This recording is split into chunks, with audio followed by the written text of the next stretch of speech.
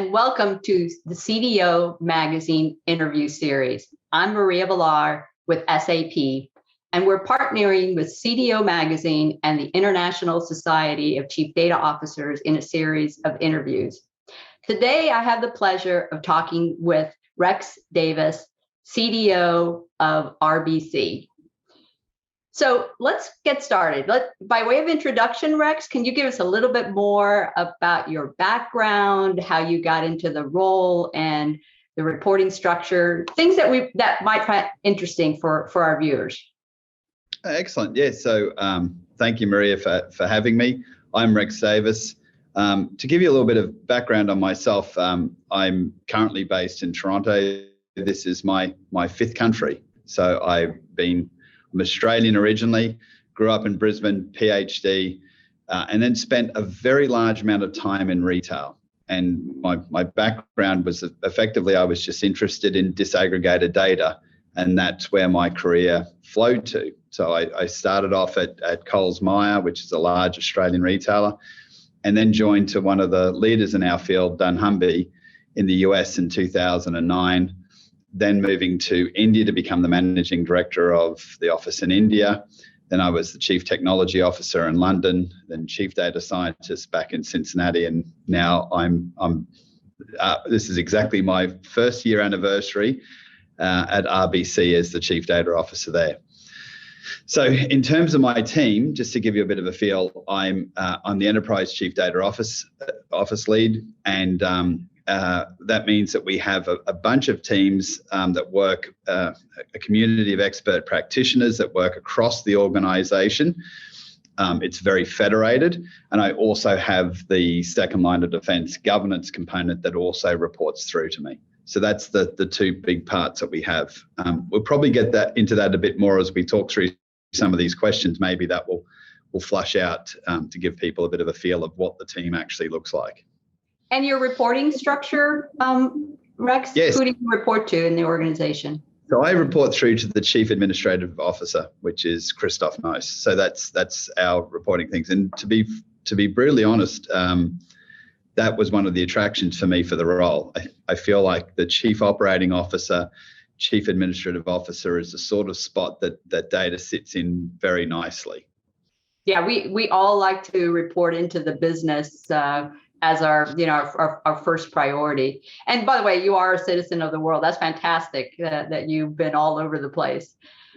So look, as you said, it's been 1 year since you started in RBC. And if I think back 1 year from today, we were in the middle of the pandemic. So what was it like to join an organization in the middle of the pandemic? And I'm sure you had to do many things that were crisis driven, but I also want to then talk about were you able to start formulating a data strategy as part of your remit?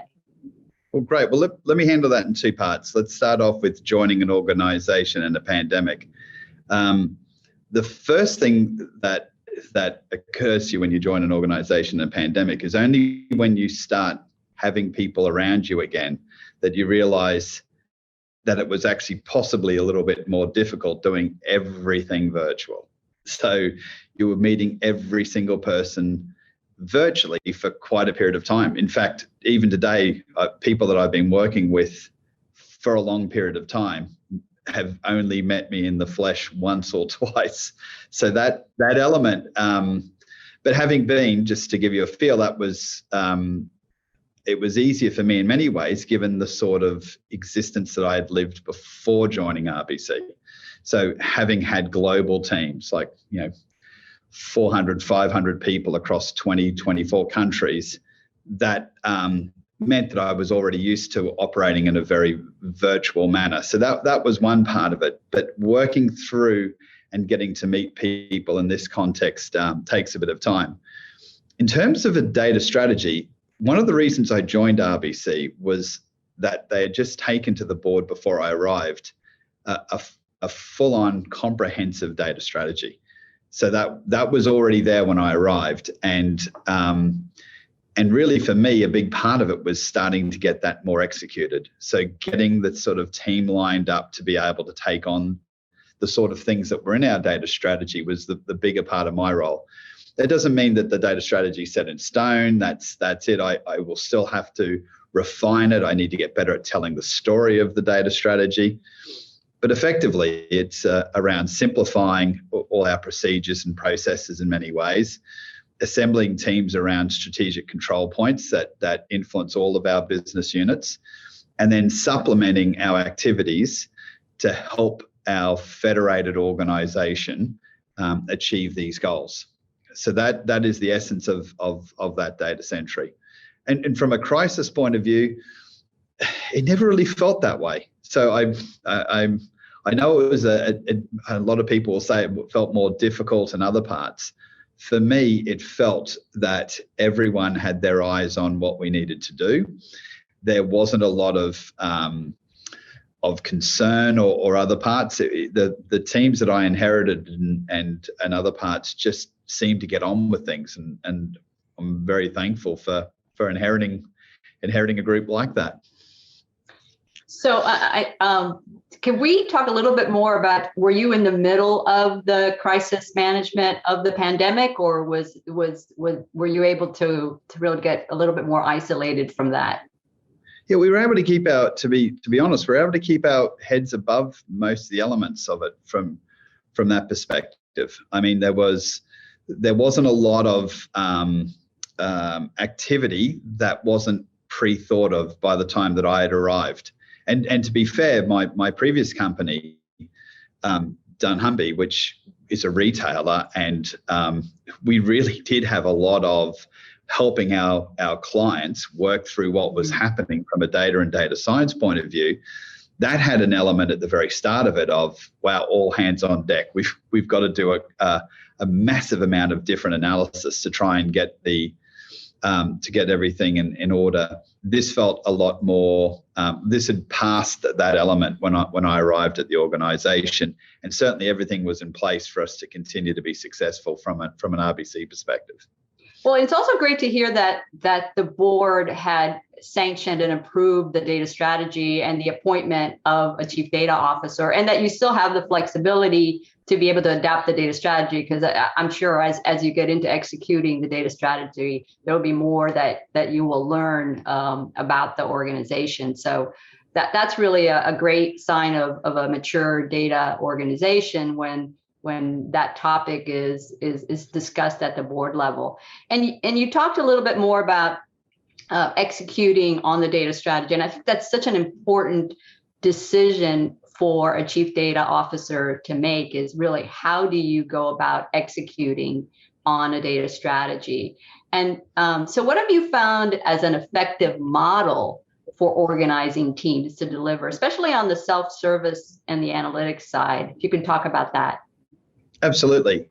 So I have been, and from my history previously in dunnhumby, a great believer in federated. At the end of the day, you are wanting to, your success is that every part of the organization is using data in a more effective way. And you don't achieve that by having every single data and data science resource reporting through to you. It needs to happen in all the parts of the business, and you need to be able to channel and work effectively with every part of our line of business and our functions, create a community of expert practitioners, create the right governance. And then I think a lot of it is about filling in the missing ingredients, or the things that are required to make everyone successful with their ideas. Now, part of that might be you have different models for different areas along the journey. You know, you might have some functional teams that are very early in their journey of using data to make more effective business decisions. But we have parts of our business that are very, very mature, right? So that's not going to work. The one size element's not going to work in that regards. So your federated model has to work on the principle that eventually everybody is going to have their own teams, but you need to provide the right governance as well as the right direction and the right steering. And so if you look at our data strategy and what we're trying to do, we're really just trying to align and push people into a certain direction, not stopping anything, but hopefully everyone's heading east. If we're heading east, probably try and turn people around that may be heading west to start heading east, and not get too worried about the exact end latitude and longitude. Like, you're not going to know exactly what that dot point is, but you've got to take a version of principles and preferences and steer and tap, because it's a large organization. It's very, very successful. It has very, very good people doing the right thing. You just need to tap them to do maybe even more the right thing to get the real outcome that we want out of our overall data strategy. So thank you, Rex Davis, for joining me today. And for those in the audience, check out more of our interviews at cdomagazine.tech. Thank you.